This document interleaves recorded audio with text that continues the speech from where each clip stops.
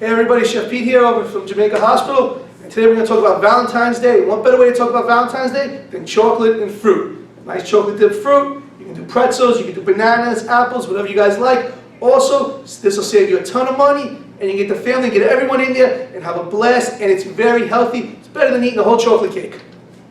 Let's get to the process. Alright, here we go. This is how you make your nice chocolate dipped fruit. Get any type of chocolate you like. We prefer dark chocolate, it's nice and healthy. I have dark chocolate chips here. You can also get the bars and just cut it up.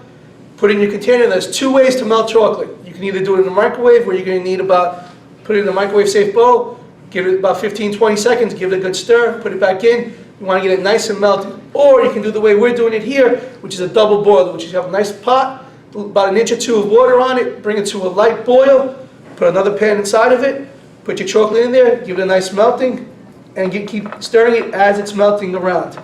Now when your chocolate's nice and melted and loose, that's when the fun begins.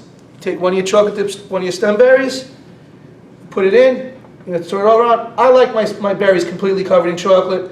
Let's not be cheap. You're only doing this once a year, but you can do it anytime you want. Give it a little pinch there. Drop it on your plate. We'll do one more. Give it a nice little stir around. Give it a nice little pinch. Drop it on your plate, and there you go.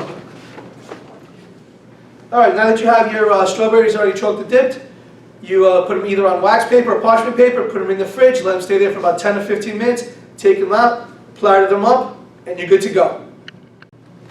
So after it's all done, this is what you have. You have some nice chocolate dipped stem berries. Make sure you take advantage of them. They're only around for the holidays. You can also chocolate dip some pineapple, honeydew.